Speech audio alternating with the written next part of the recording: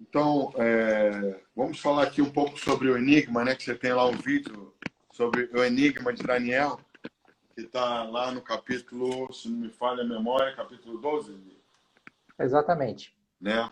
Então, nós vamos abordar. Eu gostaria que você falasse um pouco aí desse que você chama, né, de enigma de Daniel, que está lá, que o Daniel questiona, né, faz uma pergunta ao anjo, é isso?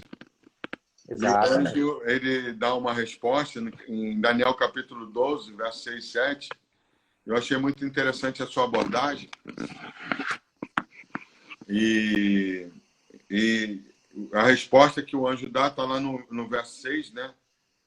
Aham. Daniel capítulo 12, verso 6, que fala de um tempo, de tempos e metade do tempo.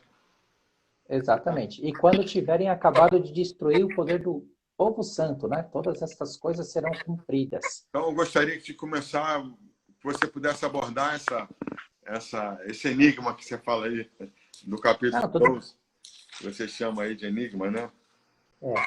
Não, o que eu acho interessante que a gente precisa prestar um pouco de atenção é que esse tempo ele não é um tempo corrido, né? Você pode ver que o anjo ele cita tempo, tempos e metade do tempo. Então não é um tempo corrido, são Claro, tempos, né? claro. E isso é importante a gente se concentrar nessa ideia, né? Nessa proposta do anjo. Uhum. E então uma das coisas importantes também que essa contagem, ao tudo que indica, ela começou logo que o templo aqui em Jerusalém foi destruído, porque você pode ver no capítulo 12, no versículo 11, no mesmo capítulo, ali no mesmo contexto, tá? A gente não vai tirar os textos do contexto, porque senão acaba bagunçando o coreto. Então a gente vai cumprir aí o contexto, né? Então você pode ver que no versículo 11 está escrito assim: Daniel disse que desde o tempo em que o sacrifício contínuo fosse tirado e posta a abominação desoladora, haveria 1290 dias. Né? Tá, Então, então você vê que as coisas precisavam acontecer. O próprio Jesus, Yeshua, ele menciona, né? O profeta Daniel, quando ele estava aqui em Jerusalém, que ele estava no templo e tudo mais, aí chegaram os discípulos, conversaram com ele, né, mostrando, falando sobre o templo, e Jesus falou, não ficará pedra sobre pedra, né? exato. E aí ele faz referência também ao texto de Daniel. E isso aconteceu. Então, era necessário que o templo em Jerusalém fosse destruído, e aí você começa a ver a contagem disso tudo que está acontecendo ali no capítulo 12 de Daniel, que praticamente aponta já para o final das coisas, né? Exatamente. Dos tempos. Eu queria que você abordasse E então, melhor isso, né? então o que acontece?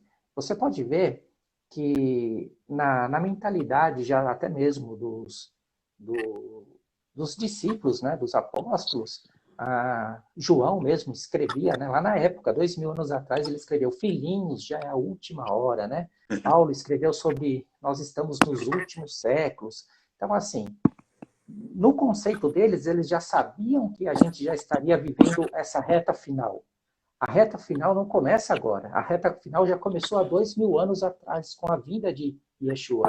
Então, quando você lê, por exemplo, o livro de Apocalipse, que fala sobre o dragão que se levantou, né, se irou contra a mulher e perseguiu ela, né, e ela fugiu para o deserto, isso aí já está apontando lá para Jesus, né, para Maria, que eles tiveram que fugir de Herodes para o Egito, ficaram lá um tempo, né, até que as coisas passassem, eles pudessem retornar. Então, todo esse contexto já começou há 2000 anos atrás.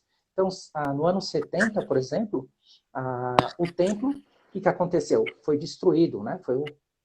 Se cumpriu o que Daniel falou e não ficou pedra sobre pedra. E o pastor Eduardo sabe que aqui na cidade, no Davidson Center, né? Quando a gente visita lá, a gente Ainda só tem vê pedra, né? uma pedra em cima da outra. Tipo assim, o que empurraram lá de cima, o que caiu da muralha, enfim, acabou tudo. Tá lá, mas Então, tá lá até hoje para provar isso, né?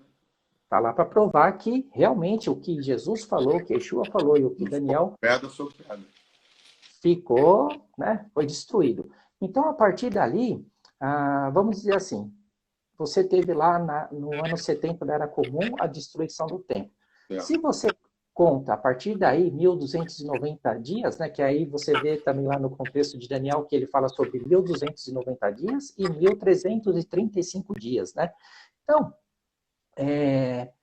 se você conta, né, a partir daquele momento, no ano de 1290 depois de Cristo, o que é que teve? O que aconteceu?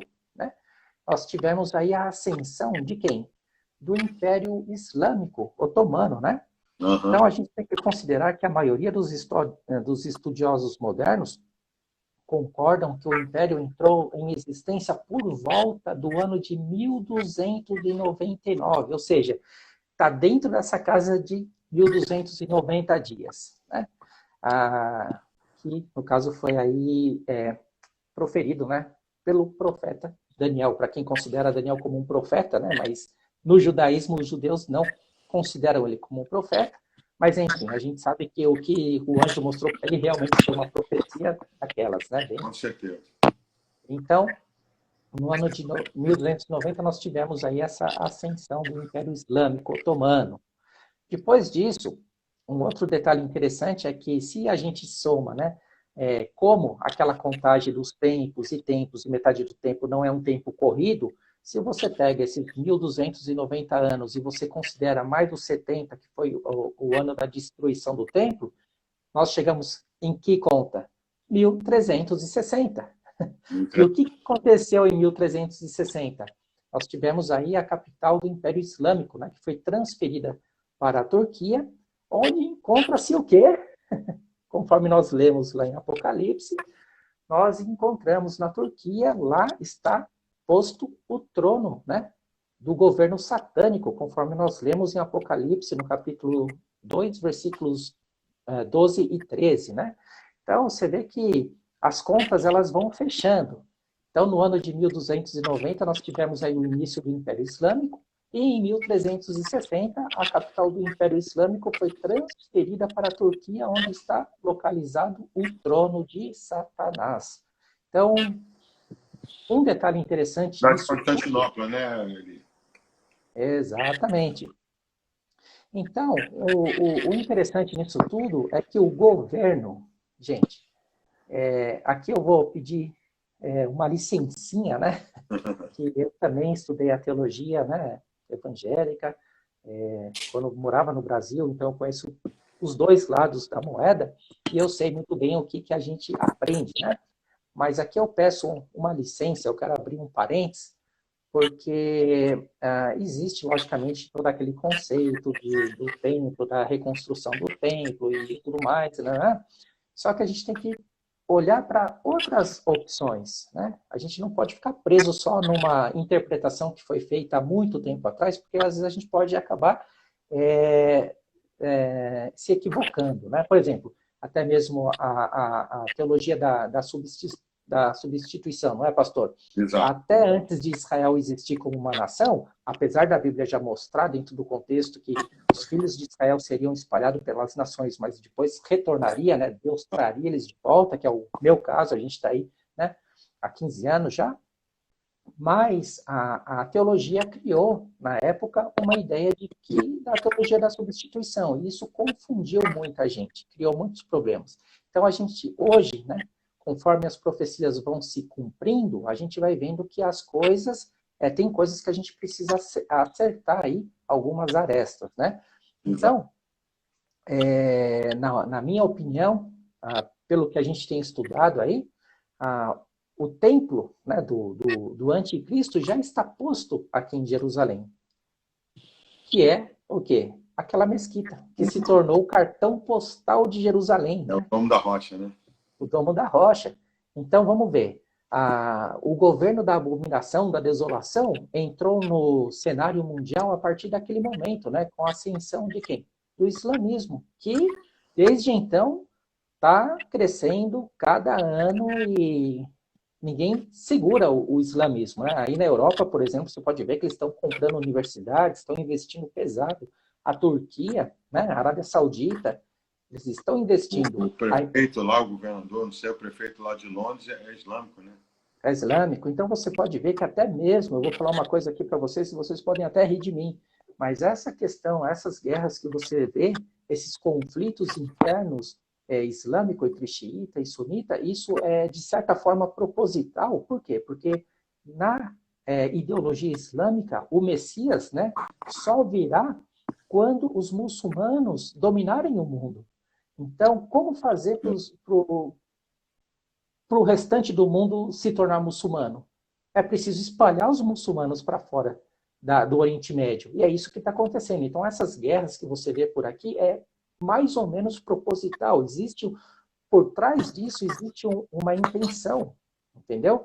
De mandar os muçulmanos. Então, você vê lá no Brasil, já tem milhares de muçulmanos, né, na fronteira lá com a Argentina, Paraguai, enfim, né, na tríplice fronteira, em São Paulo. Antes você não via isso, hoje você já vê muçulmano. No Rio de Janeiro também, no Rio de Janeiro já tem mesquita. No Rio, e o mais, eu vou falar que não menosprezando, né, mas você vê até mesmo pastores e ex-pastores e ex-padres que estão se convertendo ao islamismo. Em São Paulo nós temos caso, né? No Brasil nós temos caso, e são pessoas inteligentes, advogados, um pastor de uma igreja lá tradicional do Brasil, ele se converteu ao Islã. Não, tem muito então, assim, mesmo, é verdade.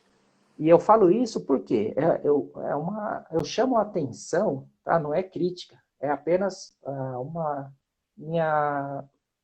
eu quero chamar a atenção para vocês tomarem cuidado com isso. Por quê? Porque o islamismo, ele conhece algumas falhas que existem dentro da teologia cristã.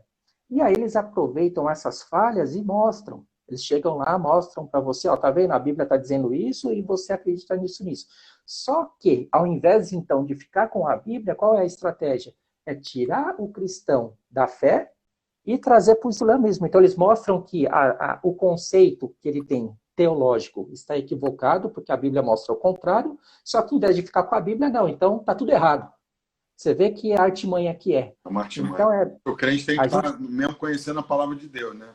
Exatamente. Por isso que eu falo, a gente tem os conceitos que nós aprendemos? Tem, mas só que tem muita coisa, tem uma rodada nova aí de profecia se cumprindo que a gente tem que parar e analisar. Aquilo que talvez a gente aprendeu, que não fecha muito bem, que às vezes você lê um versículo que fica meio perdido ali, a gente tem que entender esse contexto, e aí você vai vendo que as coisas, que a Bíblia realmente é a palavra de Deus, é a verdade, né? Não tem como fugir. Então, é muito interessante que na primeira parte da visão de Daniel, seria necessários 1.290 dias até que fosse colocada a abominação da desolação, né? E no versículo seguinte, uma outra quantidade de dias é mencionada, ou seja, bem-aventurado o que espera e chega até 1.335 dias. Daniel capítulo 12, versículo 12. Agora veja que interessante. Yeshua disse que quando, pois, virdes a abominação da desolação que falou o profeta Daniel, né, que estiver no lugar santo, qual que é o lugar santo? Na cabeça de muita gente, o lugar santo é o templo, né? Mas não é. No contexto bíblico, o lugar santo é o Monte Santo do Senhor. Uhum. Né? Você pode estudar o contexto todo, o contexto bíblico, você vai ver que Deus ele se refere ao Monte Santo, não ao templo em si. Então, isso acaba confundindo muita gente. E você vê, né, Jesus falando lá, né? Daniel falando, desculpa, bem-aventurado que espera e chega a 1.335 dias. Aí Jesus, em Mateus capítulo 24, 15, diz: quando, pois, virdes que a abominação da desolação que falou o profeta Daniel estiver no lugar santo, ou seja, quando a abominação da desolação estiver em Jerusalém, no monte santo do Senhor, então ia começar outras coisas a se cumprir. Então a gente volta lá nas contas, né? Uhum. No ano de 1290, nós tivemos o quê? Nós tivemos o início do Império Islâmico Otomano. No ano de 1360, a capital do Império Islâmico foi transferida da Turquia, para a Turquia, né, onde está localizado o quê? O trono de Satanás, conforme nós lemos em Apocalipse. A abominação da desolação deveria chegar aqui em Jerusalém. O Império Islâmico Otomano, ele controlou Jerusalém por 400 anos. É isso. Você vê? Note que o templo da abominação da desolação, como eu falei, né, ele já está aqui no lugar santo. E então tem muita coisa, gente, que realmente está acontecendo. Desculpa, eu estou até lendo aqui esses apontamentos que eu escrevi aqui. Mas que é difícil a gente guardar tudo na memória, né? Então, o templo da abominação da desolação e do homem do pecado, ele já está posto aqui em Jerusalém, no Monte Santo do Senhor, desde que ano? Desde 691 da Era Comum, quando foi inaugurado, então, aí o... Da nossa era, da né? É bom saber da nossa era, 691 da nossa era, né? Exatamente. Então, depois deste contexto todo, o texto de Daniel continua dizendo: bem-aventurado que espera e chega até 1335 dias. Ou seja, então nós temos mais um cálculozinho aí, mais uma continha para a gente fazer. Se a gente calcular os 619 anos, né, da inauguração ali do Domo da Rocha, aqui em Jerusalém, com os 1335 dias lá que está escrito lá no profeta Daniel, capítulo 12, então nós chegaremos no ano de 2026. Eita, Jesus. Então, gente, 2026 é um pulinho. Agora, eu não quero, pelo amor de Deus, eu não estou aqui marcando o dia para a vinda de Yeshua, de Jesus, nem hora, não é nada disso. Pelo amor de Deus, isso seria uma tolice da minha parte. Só uma abordagem, né? Agora, você pode ver que as coisas se encaixam. Né? As coisas estão se encaixando. Não é só isso. Você olha, por exemplo, até hoje um pastor lá do Brasil me ligou, ele estava questionando algumas coisas, e eu apresentei para ele, eu falei, olha, você está vendo tudo isso que a gente está estudando, isso aqui que a gente falou, né? Praticamente eu comentei com ele, mas outros assuntos, meio por cima. Então eu falei para ele, ó, nós agora aqui estamos vendo isso. Você está vendo que as datas estão fechando, certo? Você está vendo que a peça final do quebra-cabeça para essa rodada, não vou dizer final, mas essa penúltima rodada de profecias que devem se cumprir até a vinda de Yeshua, elas estavam dependendo do quê? Do restabelecimento da nação de Israel. Exatamente. Né? Então, em 1948, 47, 48 ali, se cumpriu a profecia lá do profeta Isaías, né, capítulo 66, versículo 2 ou 62, 6, alguma coisa assim, que diz: pode uma nação nascer em um só dia?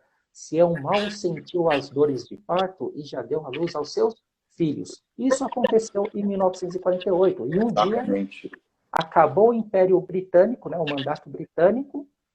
À meia-noite foi lida então a carta. Israel foi lida a independência, né? Por Ben-Gurion. Ele se cumpriu literalmente, né? Como a palavra do Senhor, não tem como. Não tem como. Então, você vê que o país foi restabelecido, aí se cumpriu aqueles textos, aquele contexto que Deus falava assim, olha, eu vou espalhar pelas línguas mais longínquas, né, os filhos de Israel. Dentro desses contextos, o próprio Deus fala, mas eu trarei os filhos de volta. Exatamente. E aí começou a se cumprir, né? Os filhos, aqueles que sobraram do Holocausto, que já não era mais interessante ficar na Europa, né? Porque a Europa em si, naquela época, eu até vejo que o plano da restauração de Israel era uma jogada política para exterminar de vez com os judeus. Porque até então, no Holocausto, ninguém estava dando a mínima para os judeus. Exato. De repente, ficou todo mundo bonzinho, não, vamos estabelecer o Estado de Israel aqui. Você sabe que, né, você vê o que aconteceu, a Alemanha, né, todos os bens que os judeus tinham, as lojas, quem era banqueiro, enfim, perderam tudo. Foi tudo saqueado. Aí sobra lá aquela galera que não morreu no Holocausto, o que vamos fazer com essa galera aí? Devolver o dinheiro deles, devolver as coisas deles? Não era interessante. Vamos, então, criar o Estado, vamos, né, bancar o Pilatos, somos todos bonzinhos, vamos criar o Estado de Israel. Mas já existia como diz aqui em Israel, uma combina, né, com os árabes, que os próprios árabes disseram, se vocês proclamarem a independência, a gente vai jogar vocês no mar. Só que aí a gente vê É Deus. A mão de Deus, né? O Senhor agindo na história, né? Não tem o que fazer. Não tem o que fazer. Uma das coisas que faz eu crer em Deus é Israel. Porque se não for Israel, meu irmão, eu não creio mais em nada. E na Né? verdade Israel é o relógio do mundo aí, né? O relógio da terra, né? Porque Exatamente. tudo aponta para Israel. Então aí você vê que interessante. Aí, né, a nação foi restabelecida. Você vê agora, junto com todas essas datas, esses acontecimentos, você também vê agora o plano de Deus, né, quando ele diz que as nações irão se levantar contra Israel. Então, precisa existir a Israel para que as nações se levantem contra Israel, para que Deus possa fazer agora cumprir a palavra, a profecia, né? santificar o nome dele entre os gentios. Amém. Né? Então é isso que vai acontecer. Essa é a próxima rodada de profecias que agora vai começar a se cumprir. Então você vê que esse plano, por exemplo, o próprio plano americano, né, de paz para Israel, é complicado isso. Parece que é bonito, que os Estados Unidos está trabalhando a favor de Israel, mas não é bem assim, né? A parte de Jerusalém, a parte oriental, não é que os Estados Unidos reconheceu que Jerusalém como um todo é a capital de Israel. Não, por quê? Porque a parte oriental da cidade, por exemplo, ali o Monte das Oliveiras... Onde os árabes estão, né? Exatamente. O senhor conhece ali o Hotel Gran Corto, o Hotel Jerusalém, Leonardo Jerusalém, toda aquela região ali é a região oriental, Jerusalém Oriental. E se for criado um Estado palestino, o que vai acontecer? Essa parte vai ser dividida, vai fazer parte do Estado palestino. Então, você olha lá para o que está escrito no profeta Joel, o que acontece com quem divide as terras de Israel, aí você vai ver que a coisa vai começar a complicar. Com certeza. E tem aqueles outros textos também proféticos que dizem, né, que Jerusalém será colocado como um copo de atordoar penetrações. Cálice de atordoamento, né? Exatamente, uma pedra pesada. Quem levantar vai ser esmiuçado. Então, gente, a gente está entrando nessa reta final aí, praticamente. Jesus. Então, você vê tudo isso, né, todos esses textos, todas essas contagens de anos, tudo se cumprindo agora. Eu não vou dizer para vocês que 2026 Jesus vai vir e, né, não vou entrar nisso porque eu não sou maluco para fazer isso. É verdade. Mas temos que ficar prestando atenção, né? Temos que estar ligado, né? O povo de Deus muita coisa. Não pode estar adormecido, como diz aí Daniel, né? Que o não povo pode. está em apostasia, adormecido, né? Exatamente. Então você vê que tem muita coisa acontecendo tudo junto, né? Até mesmo essa questão da doença, né, que a gente está vendo aí agora, né, a pandemia. A enfermidade da pandemia, a gente vê que, é uma estratégia política, uma estratégia econômica da China, não sei, isso, aquilo outro, mas espera, quem é que dá vida? O vírus é um ser vivo. Não é inventado em laboratório, ele pode ser manipulado no laboratório, mas a vida do vírus vem de Deus. O ser humano não tem capacidade de dar vida para ninguém. Claro. Então você pode ver que o que está acontecendo hoje também pode ser já o início, né,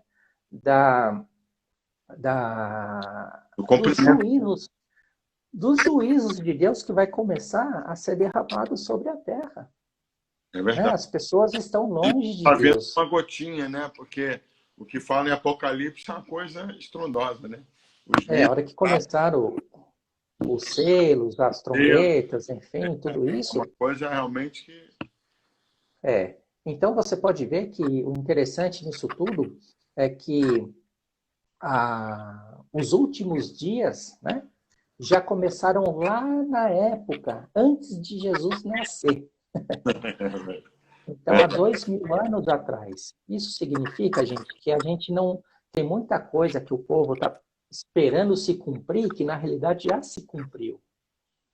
E o que está para acontecer agora realmente são coisas aí que vai ser difícil. Né? Eu não vou entrar aqui na questão de arrebatamento, dessas coisas. Sim, se você pudesse abordar um pouquinho, que Daniel fala da abominação, né? Uhum. É o anticristo, né? Que a gente chama, a Bíblia fala, tem vários nomes para ele, né?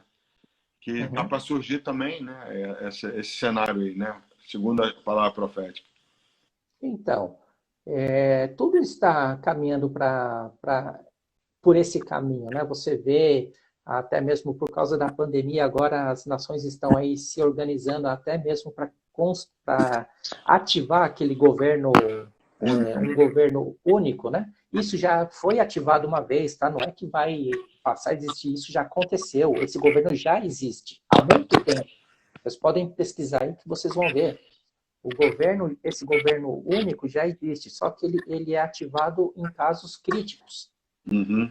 Então,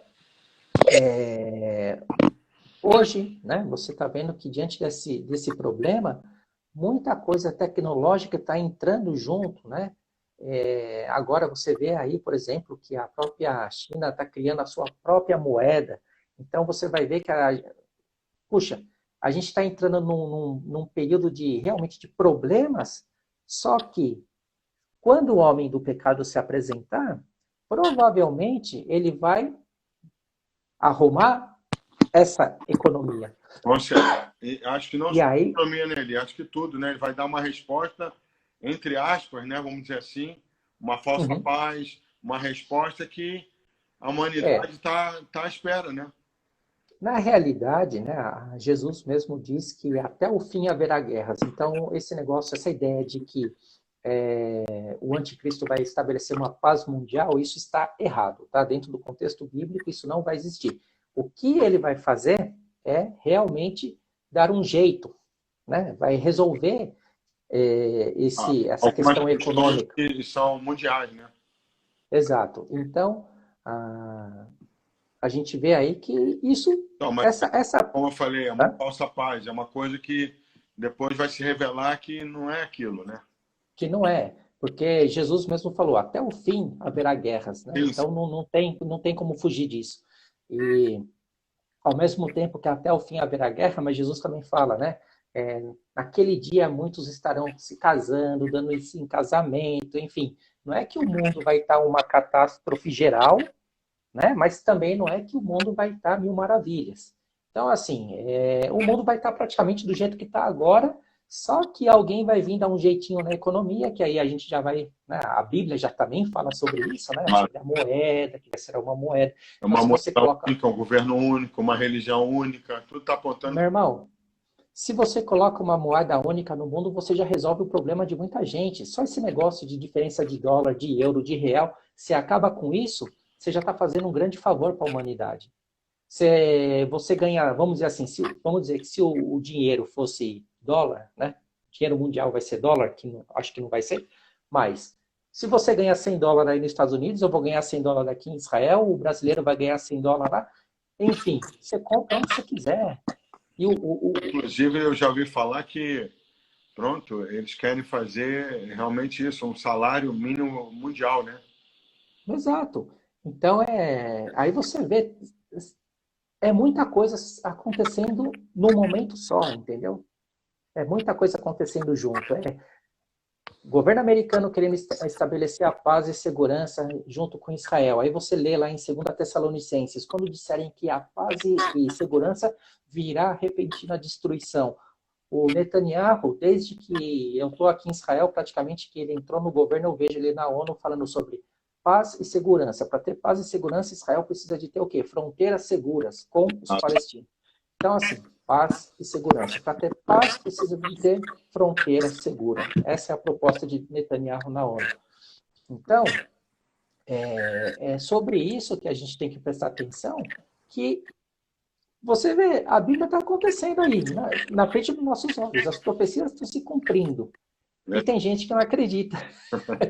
Então, mais do que nunca, para aqueles que estão nos ouvindo, né, a gente tem que conhecer a palavra de Deus como ela é.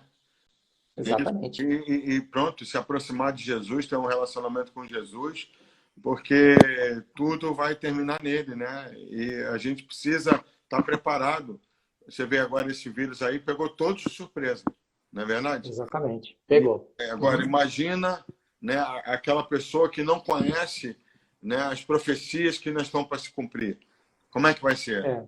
Então, nós temos, mais do que nunca, né? Inclusive, minha esposa está dando um estudo aí sobre né, os últimos tempos, o Apocalipse, porque os crentes, e também não só, né, porque outro dia eu estava falando com os amigos que as pessoas leem tudo, mas não leem a Bíblia, não é verdade?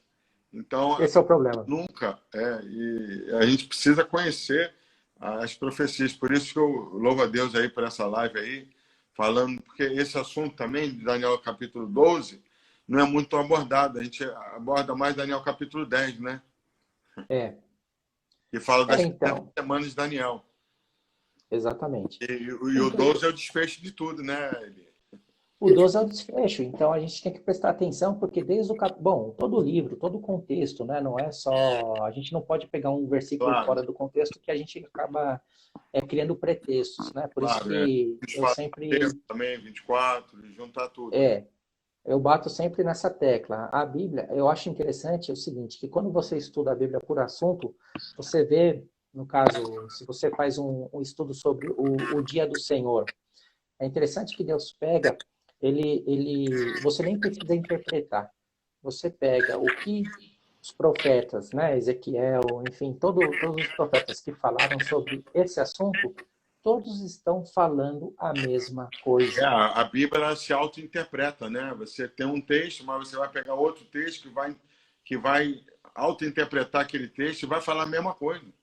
Vai fechar tudo, você só vai entender. Você Fantástico. não, agora, o interessante é que muita gente, né, joga quando às vezes quando vira algum conflito aqui de lá e não, esse texto aqui ele é espiritual, esse texto aqui, sei lá, é só, enfim, mas não é, né?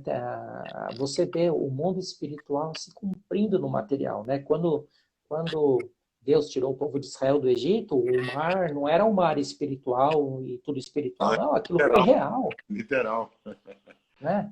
As testemunhas do Apocalipse, quando você vê lá, quando elas vierem, né? Pô, ali está escrito o que vai acontecer, o que elas vão fazer, enfim, vai Eu creio. morrer. Tem muita coisa literal, com certeza. Então assim, enquanto a coisa não acontece, o pessoal tende a jogar E os isso para, não, isso aqui é 144 mil também, espiritual. 144 mil judeus que vão se converter e vão pregar. É literal, ué. Então, tudo que você vê na Bíblia vai acontecendo literalmente. Agora, uma das coisas que eu acho interessante, por exemplo, quando você vê lá um exemplo, né, o profeta Ezequiel, que fala sobre aquelas visões que ele teve. Eu não sei se a gente falou isso na última live, mas vale a pena ressaltar aqui. Tem muitas coisas que Deus mostrou para os profetas antigamente, coisas que do nosso tempo. E naquela época, o profeta, ele viu, mas ele não tinha como explicar porque ele não conhecia aquilo que ele estava vendo. Então ele era obrigado a fazer o quê?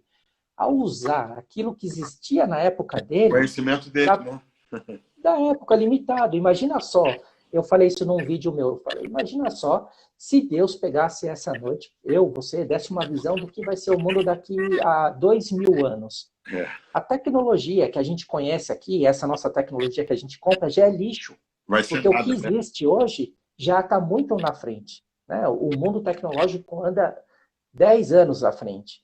Então, a gente compra um iPhone 10, a gente comprou lixo.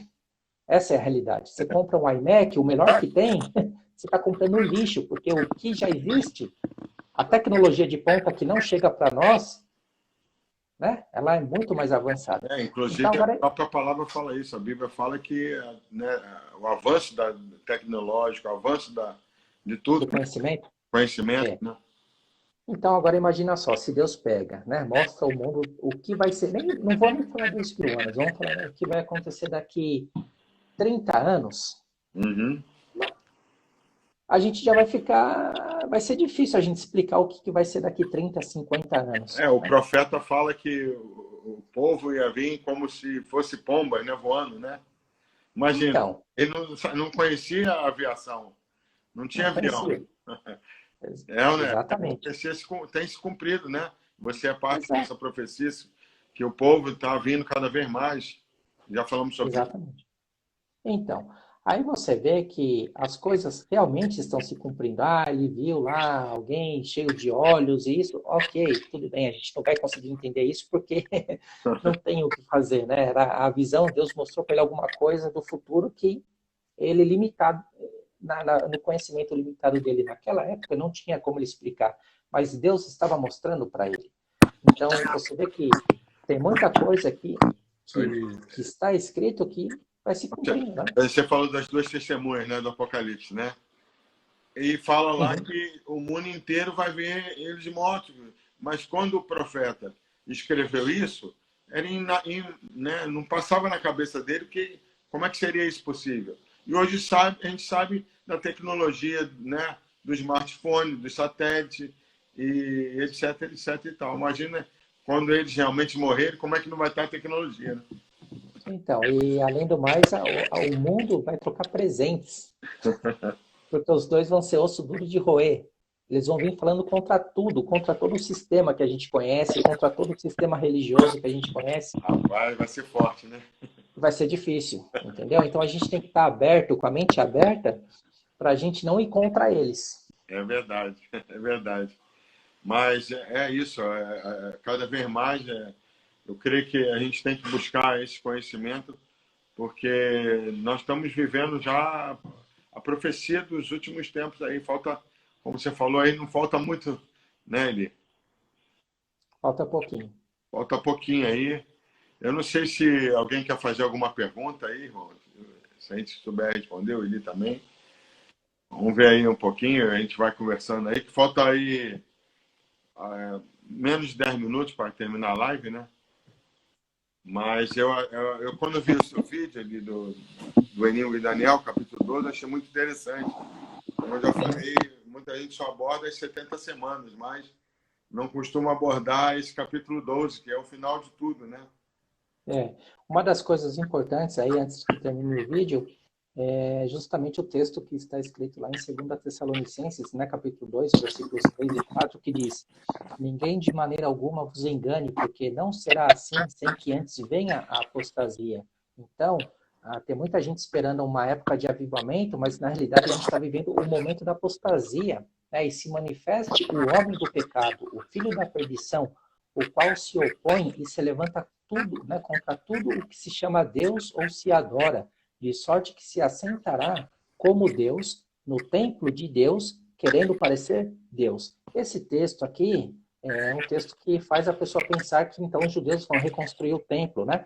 Mas você tem que considerar que a palavra Elohim, no hebraico, ela é muito genérica. E esse texto está se referindo justamente a Elohim. Então não quer dizer que esse templo de Deus aqui seja o templo de Deus, porque Deus não mandou ninguém construir nenhum templo. Né? Deus não vai habitar nesse templo, mesmo que se os judeus construíssem, não seria o templo de Deus. Então isso é o templo de um Deus falso.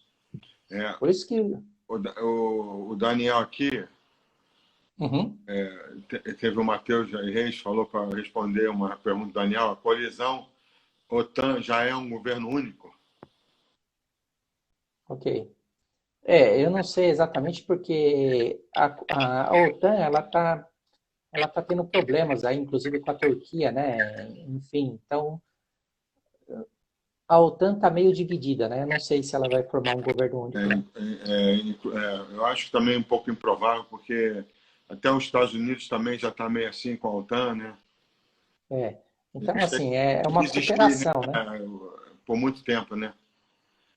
Que vai se perdurar por muitos anos mais, né? Aqui em Portugal fala NATO, né? A OTAN fala no Brasil, aqui fala NATO em Portugal.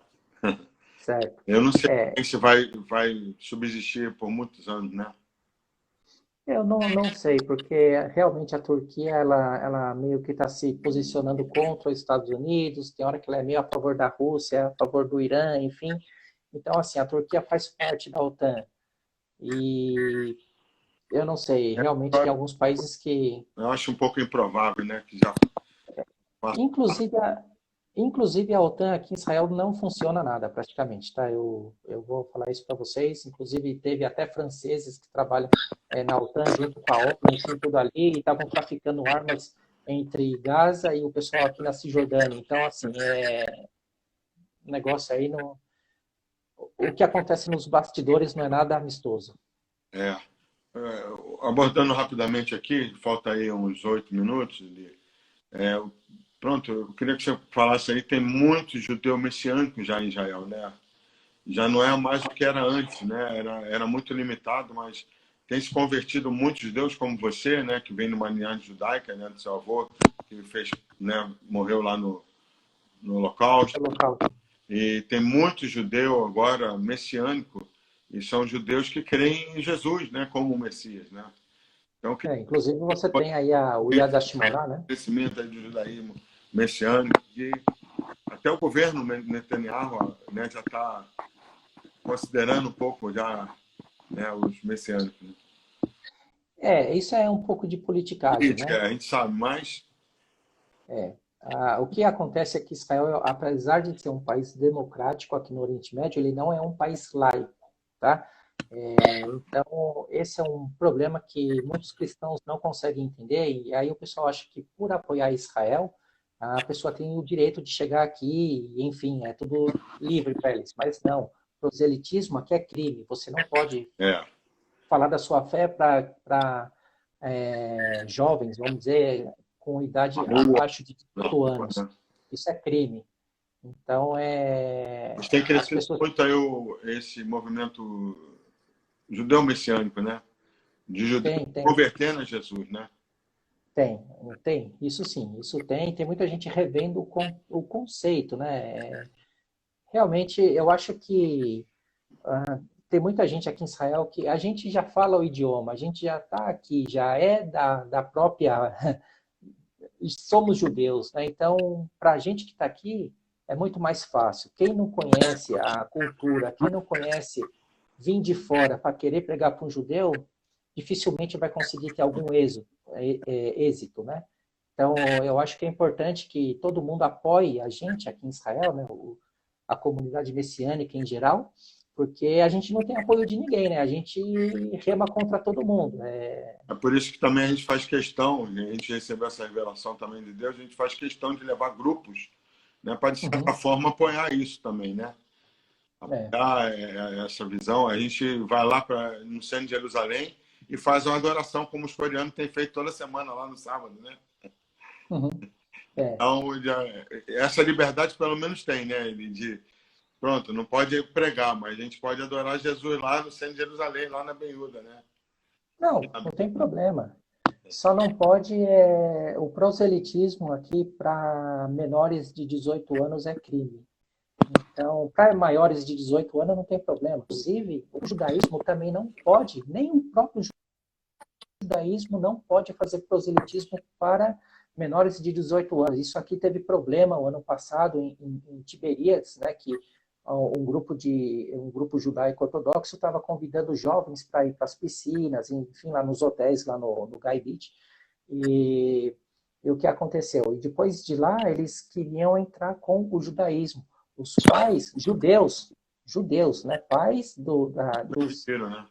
dos jovens lá processaram, porque você não pode, nenhuma religião pode entrar aqui em Israel para fazer proselitismo Uhum. para jovens com idade inferior a 18 anos. Eu sei que o judeu messiânico tem toda uma estratégia de relacionamento, né? E vai fazendo relacionamento, vai entrando nas casas e assim vão pregando o evangelho também, né? E muitos, Exatamente. é É, claro, é a revelação do Espírito Santo, né? é.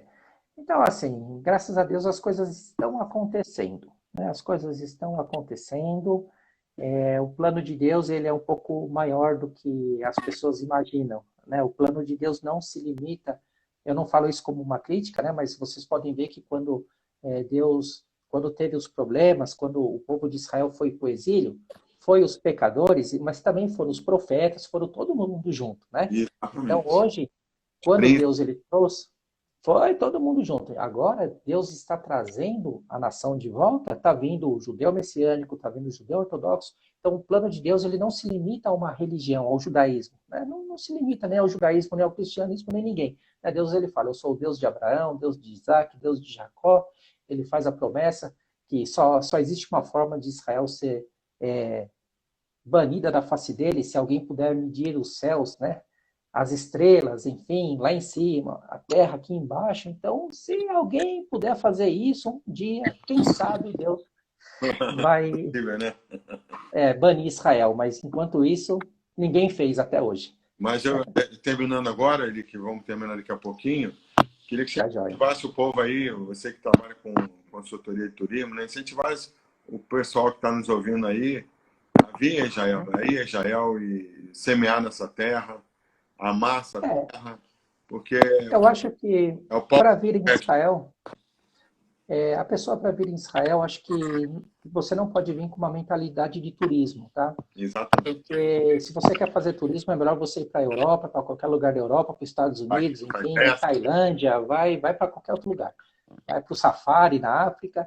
Agora, eu acho que se você vem para Israel, você tem que vir com a mentalidade de que você quer ver a sua vida mudar. Né? Amém. Estando em Israel, logicamente, seus horizontes vão ampliar. Você vai ver, quando você retornar para Portugal ou para o Brasil, você vai ver que o primeiro domingo no culto, a sua visão já vai ser outra. Quando o pastor Eduardo falava sobre Tiberíades, sobre Galileia, sobre toda essa região, Jerusalém, você vai visualizar isso. Você aqui caminha sobre as escrituras. A sua fé é reforçada, né? É renovada. Aqui você vê que não é uma fantasia a tua fé. Então, eu acho que quando você vem a Israel, você tem que vir com essa mentalidade. Turismo você deixa para fazer em outro lugar. Logicamente que você vai aproveitar o Mar Morto, é uma região única que você não vai encontrar outro Mar Morto fora do mundo. Fora Israel, você não vai achar. Não existe, né? Não existe. O lago mais baixo do mundo é o Mar da Galileia. Em outro lugar você não vai achar o Mar da Galileia. Enfim. Então, aqui tem coisas únicas em Israel e isso é muito interessante.